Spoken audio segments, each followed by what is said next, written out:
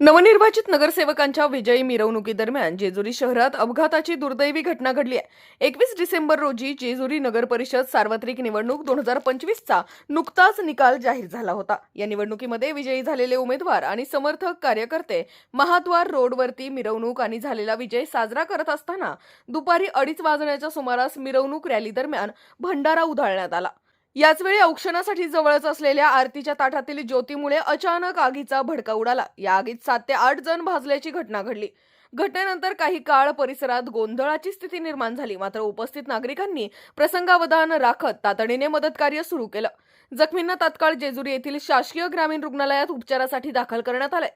Jejuri police स्टेशनचे सहाय्यक police निरीक्षक दीपक वाघचौरे यांनी तात्काळ ग्रामीण रुग्णालयास भेट देऊन घडलेल्या घटनेची माहिती घेतली। रुग्णालय प्रशासनाने दिलेल्या माहितीनुसार सर्व जखमींची प्रकृती सध्या स्थिर असून कोणालाही गंभीर स्वरूपाची इजा झालेली नाही।